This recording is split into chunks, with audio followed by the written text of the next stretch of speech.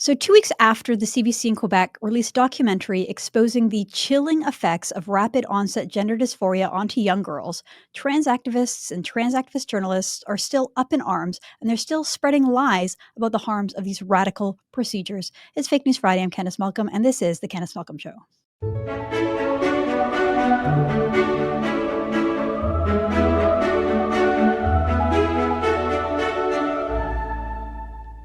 Hi, everybody. Thank you so much for tuning into the program. Don't forget to like this video, subscribe to our True North channel if you're new around here. If you're listening to this podcast and you enjoy it, don't forget to leave us a 5-star review. It really helps us out.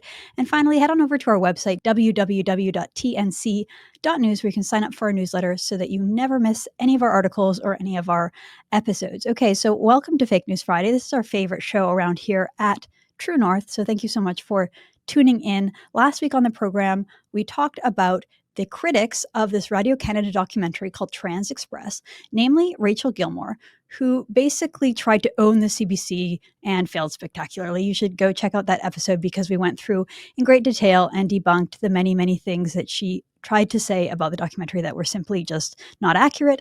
I told you on that episode that I would do a future episode breaking down the documentary because it is in French. It's a longer documentary. It's an hour long.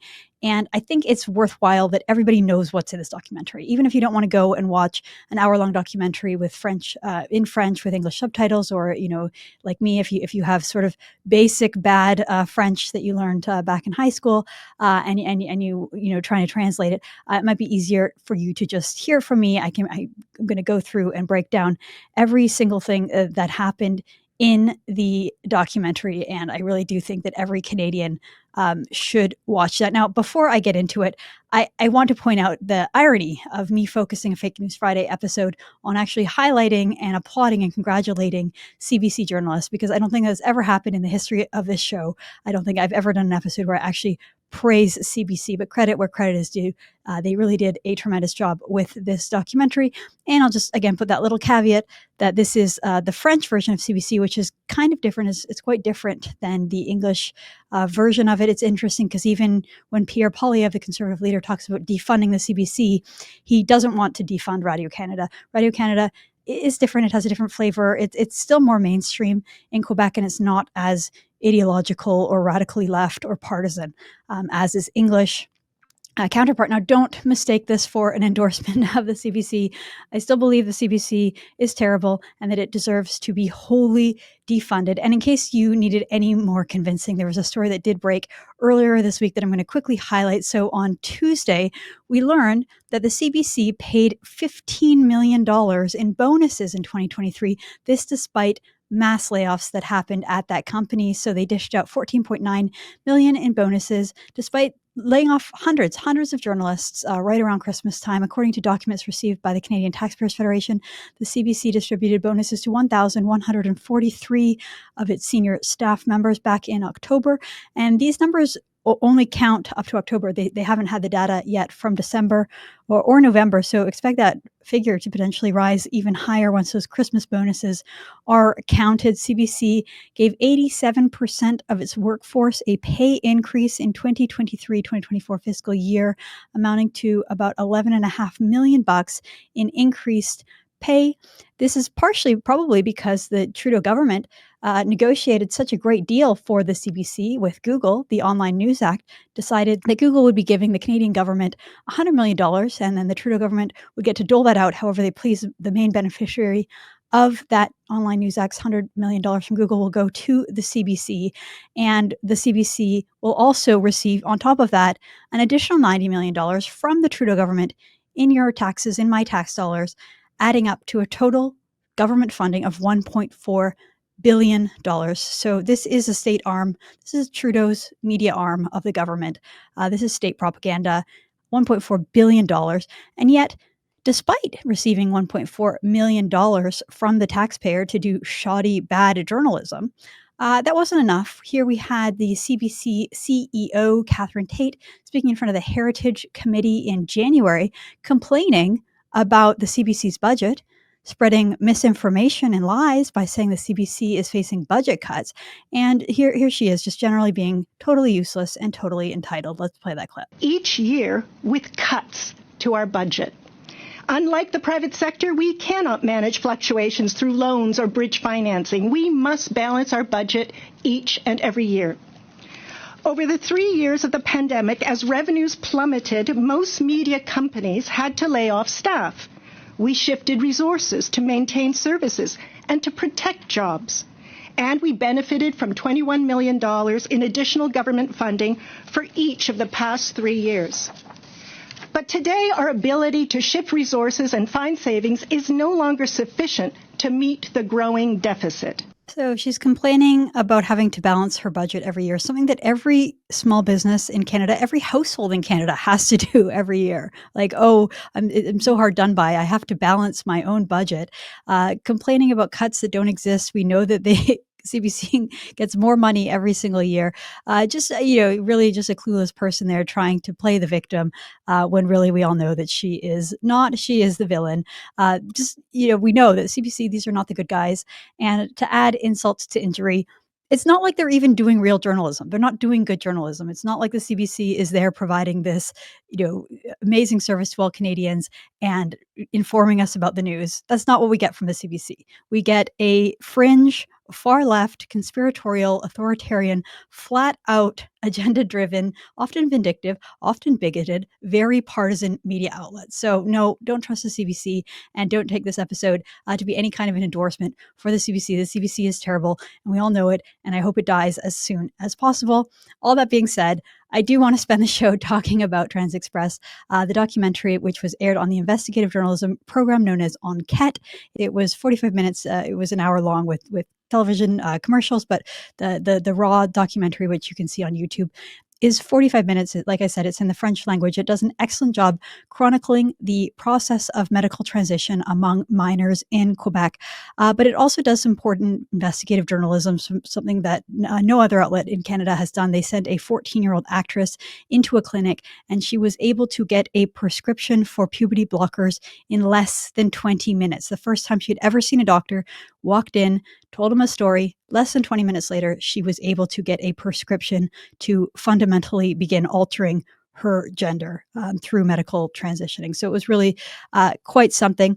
So unlike many of the radical trans activists who are criticizing the documentary, I actually spent the time to watch it, and I'm going to do my best to walk you through it right now. So first I'm going to do that. I'm going to walk you through the documentary. There were 5 subjects of the story, 5 women who were sort of featured throughout the documentary.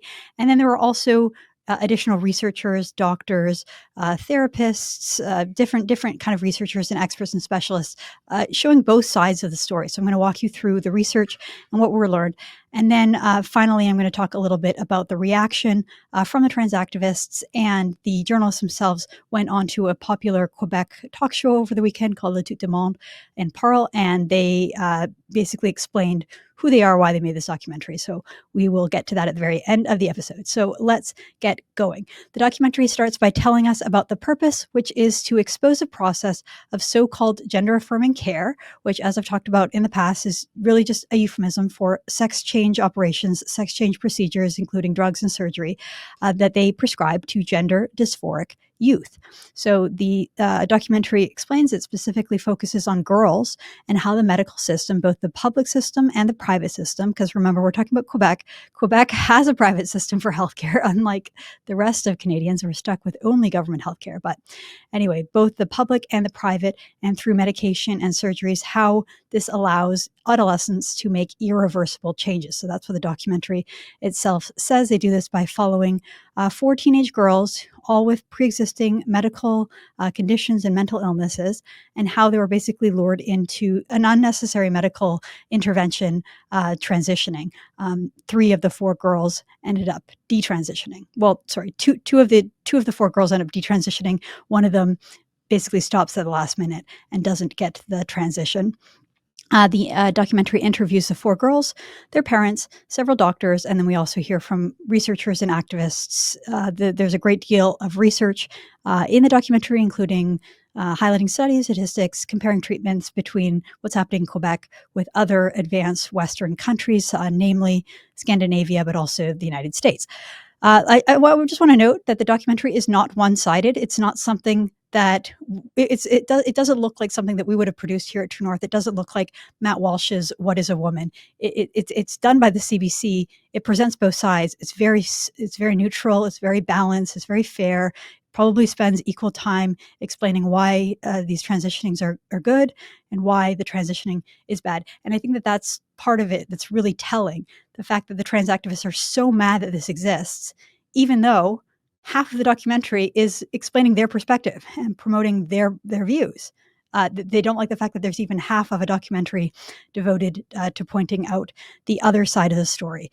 And so I think that tells you a lot about the people who are critical of this documentary. Okay, so let's go through it. So the first person that we meet is a young lady named Clara. Clara is a pseudonym, and she's now 24 years old.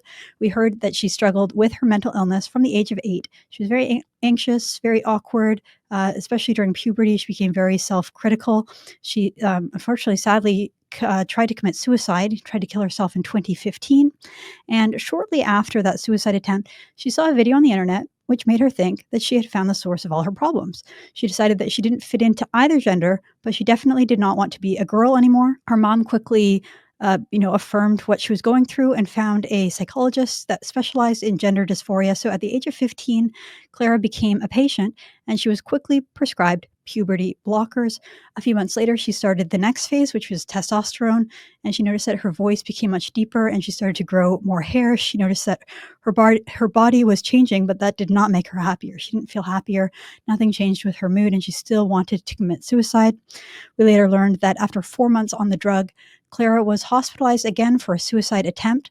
It was at that point that the doctors began to question her initial diagnosis of gender dysphoria, and the doctors at the hospital that she went to made some recommendations. They recommended that she immediately stop taking testosterone and that she found a new therapist because they considered the therapist that was kind of leading her down the path of transitioning wasn't doing her job and that she needed to find a new therapist. Well, Clara ignored both those recommendations. She went straight back home after leaving the hospital to talk to her gender-affirming therapist again, and she continued to take the testosterone. Clara said that she was 100% passing for a teenage boy at this point. She was wearing binders over her breasts, which basically tape down your chest so that it doesn't look like you have any breasts. She said that those were very uncomfortable. For that reason, she decided to move forward with the surgery, and she did go ahead and receive a double mastectomy. This is at age 17 after being on drugs for 2.5 years. We then heard from her parents, who said it was almost the next day, maybe a day or two later, that we all saw that she had made a mistake. Claire came back and said, even though I had my breasts removed, I still felt like I had women's breasts and I couldn't look at the mirror. I avoided looking at myself in the mirror. And then by the age of 20, she was completely done with the whole trans thing. She started wearing a wig and got breast implants so that she would look more like a woman. So by the age of 20, she was back to wanting to be a woman. So that's the story of the first person, Clara. Let's move on to the second subject, is a woman named Jane. So we meet Jane. We learn that she had always been a tomboy and she always felt a little bit more masculine. She said that she was watching a live stream of a trans person who had come out to their family, and everybody was so happy and so proud, and it made her feel really good for that person that she was watching to be trans. Sadly, we learned with this case, with this woman, Jane, that she was raped in 2020 and that she was dealing with the trauma of that rape as a teenager. She said that she kept thinking that if she was a man, if she was a guy, she would have never been raped. This would have never happened. She said she had a feeling of disgust about being a woman over the event. She basically knew that she wanted to transition. She wanted testosterone. So she went to her family doctor, quickly received a referral, went to a specialist at a clinic at the McGill University in Montreal. So this is at age 16. After 2 consultations, she received her first prescription for puberty blockers in 2022. And I'll show you this clip. It's in French, but she is documenting her journey and what it looked like as she transitioned from a girl to a boy. So you can just see how quickly, 1 month, 2 month, 3 month, 4 month, she goes from looking feminine and like a girl to having a deep voice and looking like a man. Let's play that clip. 1 mois sur la testostérone. 2 mois sur la testostérone. 3 mois sur la testostérone. 9 mois sur la testostérone. 10 mois sur la testo. So the documentary later tells us that 1.5 years after her first dose, Jane received a double mastectomy had both her breasts removed at the age of 18. I'll just add my own observations to this subject, Jane, here. She actually seemed like a pretty happy person, and I didn't think that she was going to end up being a detransitioner. The way that they showed her, transition, she struck me as a very happy-go-lucky person. She didn't really seem mentally ill, but she was dealing with the trauma of being raped as a teenager. I think she was 15 when that happened. And so I didn't expect that later in the documentary, she would be one of the people that came to regret her choices, because in the clips that we saw, she actually seemed pretty happy. But later in the documentary, as I say, we did learn that Jane also became a detransitioner. And at the end of the documentary, we're told that, like Clara, Jane realized shortly after her double mastectomy surgeries that she had made a huge mistake. She said this: regrets came weeks later when the bandages came off and I saw my new body. She did not like what she saw, and she immediately wrote to her surgeon asking if she could be reconstructed. Now, this is the incredibly ironic part of the documentary, of her story, because as soon as Jane said that she didn't like what she had done, she made a mistake and she wanted to detransition, what was she told? She was told that she would have to wait. She was told that she needed a psychiatric assessment that would last for more than a year. And she was told that the whole process would probably take her 3 years. So when she wanted to transition, she had all of this support, she had all the resources, all of this encouragement.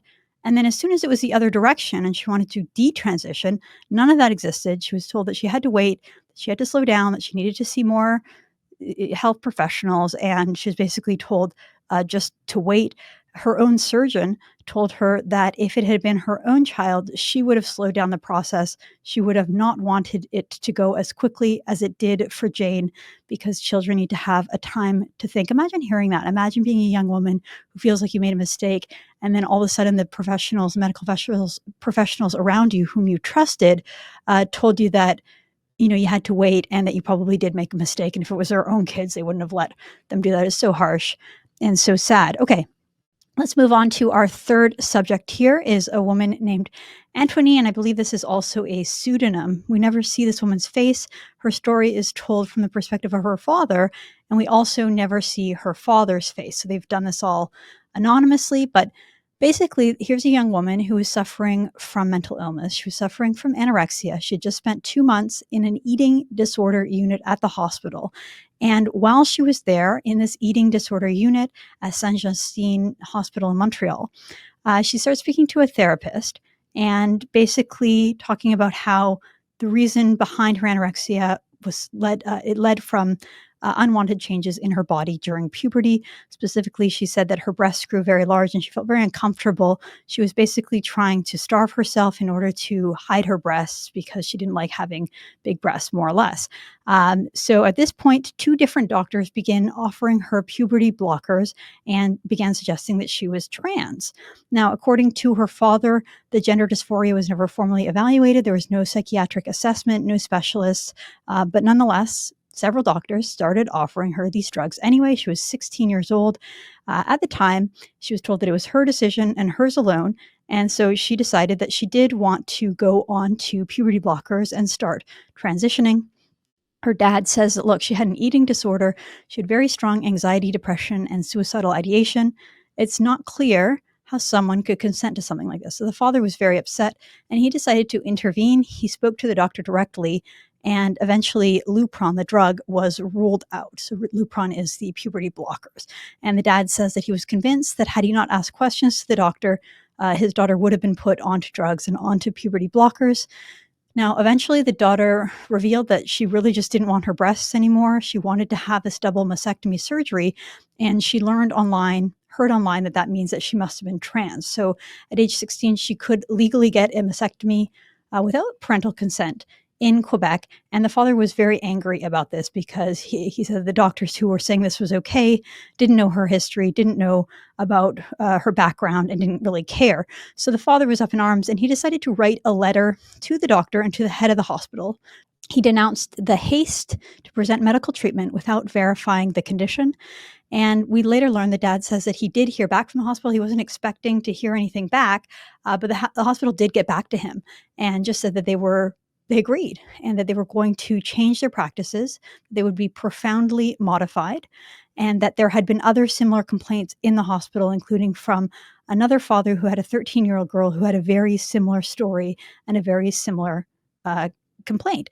And so this is kind of a happy story. The dad intervened. The dad spoke up. The dad said this is not acceptable. And because of it, he saved his daughter from doing something that she would very likely live to regret. So he said that he was very thankful that he saved his daughter.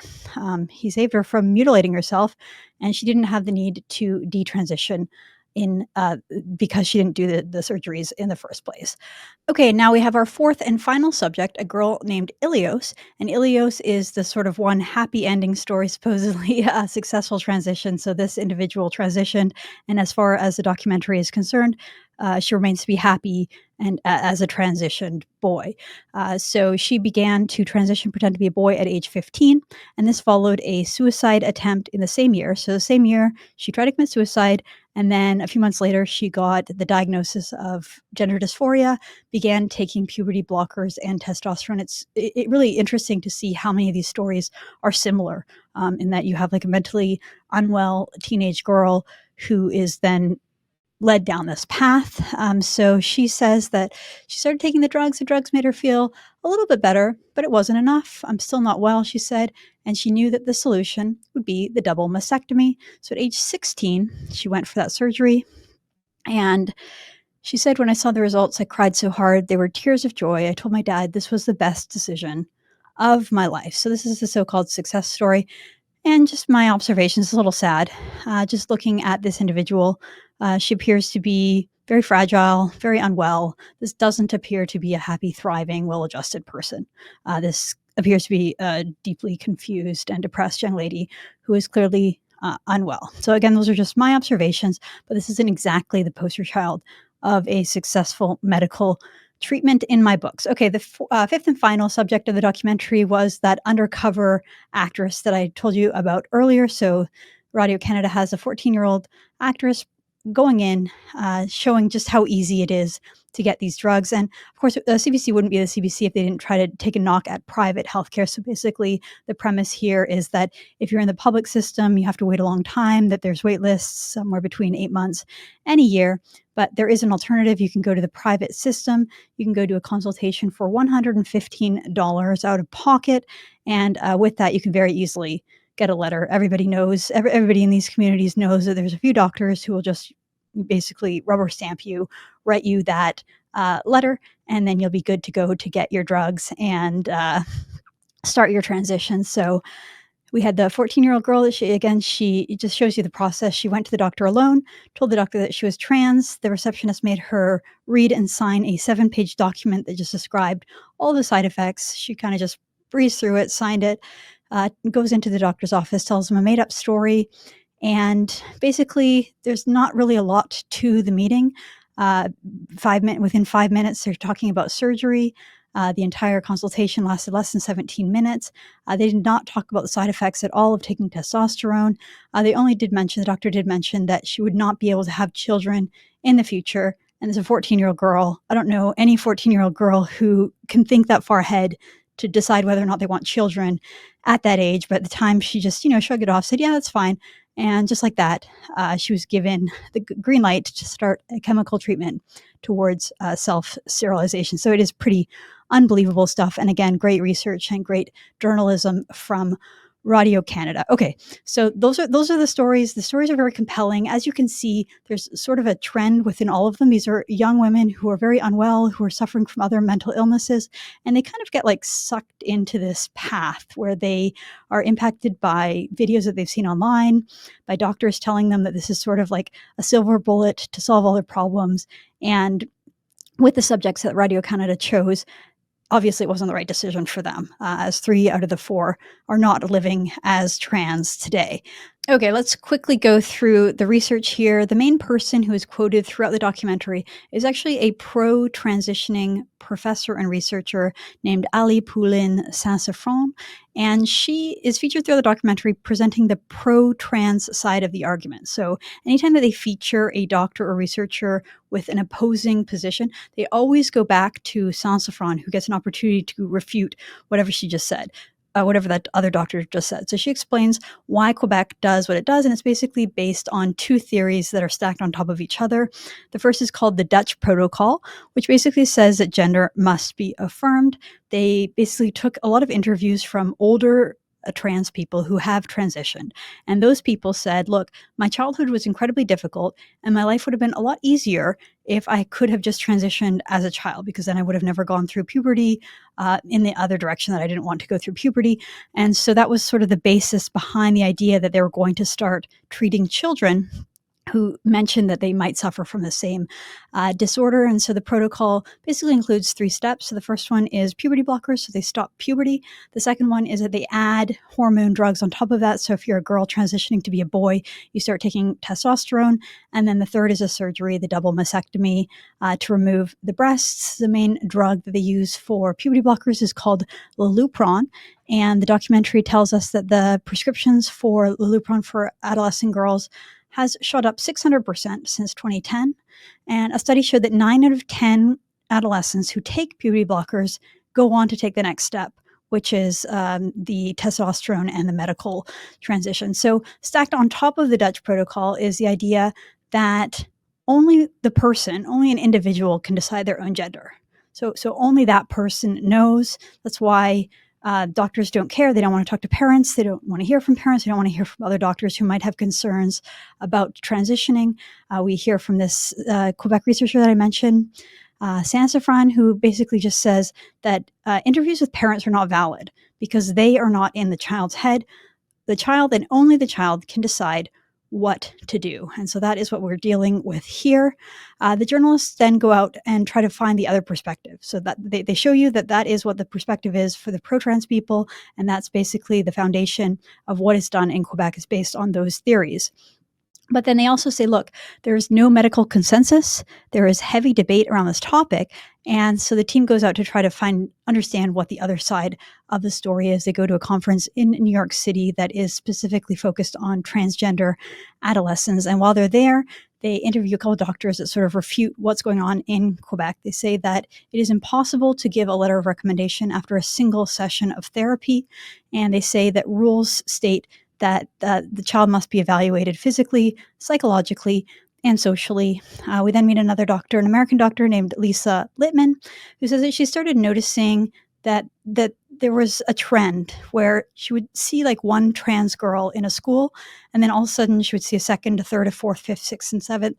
And she noticed this new concept, basically rapid onset gender dysphoria, where girls and young women start to talk about their discomfort, and all of a sudden it's not just one girl coming forward, it's like an entire class or entire group of friends. Like one person does it and they all want to do it, and she's sort of starting to see signs of a social contagion. It's interesting, anyone who has read the book Irreversible Damage by Abigail Schreier, who's an investigative journalist with the Wall Street Journal, she put out this great book in 2020 talking about the same concept, the idea that this is part of a social contagion, that basically the phenomenon of transgenderism, it used to be called transsexuals, they were predominantly men transitioning to be women. But then starting around the 2010s, we started to see a lot of girls wanting to transition to be boys, something that really there was no history of that. I hadn't really seen that phenomenon before. So that is part of the concern that was outlined in the documentary, saying that these are perhaps not genuine feelings, but rather just confused young girls who are suffering from other illnesses, sometimes borderline personality disorder, being confused for perhaps having gender dysphoria, being influenced by their peers, being influenced by activist doctors, and then leading to these devastating decisions and terrible regret that we saw in the young women in the documentary. And then the second major critique of what is going on in Canada and what is going on in Quebec is that contrary to the Dutch protocol, that transitioning doesn't actually improve mental health. So basically they went to Scandinavia and Finland. They had one doctor who said that he quickly noticed that several of the new patients were not doing very well afterwards. They still had a lot of psychiatric problems, especially depression, anxiety, and autism. And in 2019, they decided to evaluate the impact of hormones and other sex change drugs on mental health, and basically found that people's mental health doesn't necessarily improve. So if you're doing well, and you're happy and you're well-adjusted and you transition, you'll probably continue to be happy and well-adjusted after the transition. But children who are suffering with mental health issues, that doesn't necessarily improve after transition. They continue to struggle, and sometimes it's not worth. Basically, that this is not a miracle cure for all kinds of problems, which to me is pretty common sense. They then go to Sweden and they talk to Dr. Landon, who, again, I featured him in the previous episode that I did when I was talking about Rachel Gilmore, because she criticized Dr. Landon, saying he was a quack. Well, actually, he's the head of a very prestigious hospital and university in Sweden. So he analyzed 195 studies to evaluate the effect on hormones on kids, basically concluded that there is no conclusive data which provides that there is benefits to reduce symptoms like anxiety, depression, and suicide ideation. That means overall, he said, that we cannot recommend this treatment. So hence, this is why in both Finland and Sweden, doctors have completely given up on this idea of puberty blockers, with some exceptions, but more or less, the law is that hormones are banned for anyone under 16 years old, and that double mastectomies are banned for minors. And so the documentary basically concludes by saying that in Quebec, maybe we need to study more about what other countries are doing and keep updated with the latest science, and basically just urge for more caution. And so that's it. That's the entire documentary.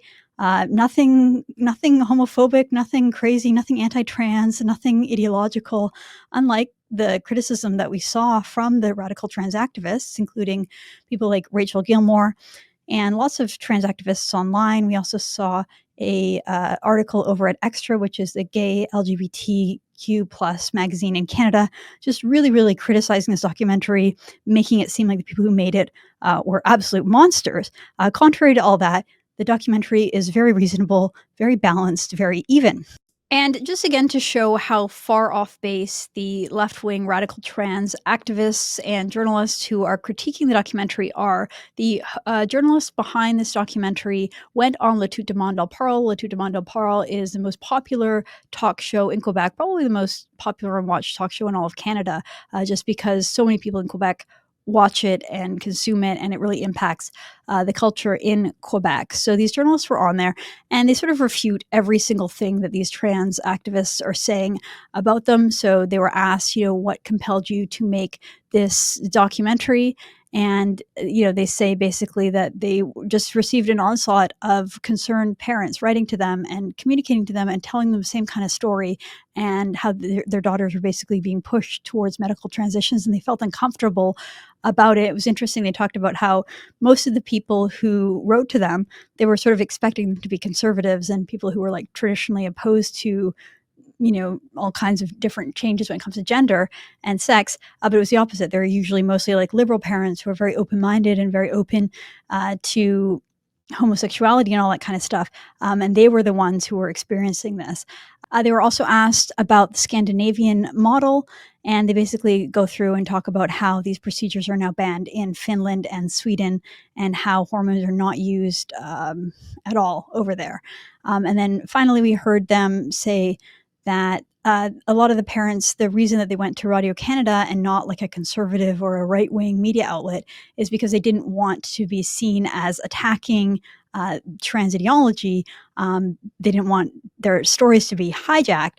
They just wanted to tell the story so that people in Quebec could understand what was happening and how it was happening so fast. So again, I think that the appearance over on Le Tout Demande really just dismantles any of the arguments that you see from radical trans activists. Final news story that I wanted to include here is that earlier this week on Tuesday, we learned that the UK will follow Finland and Sweden in banning puberty blockers for minors. So here is a little news clip explaining what that looks like. Bring you a bit of breaking news which may be of interest to some of you. It's about puberty blockers. Now, these are drugs that are used to delay the changes of puberty in transgender youngsters.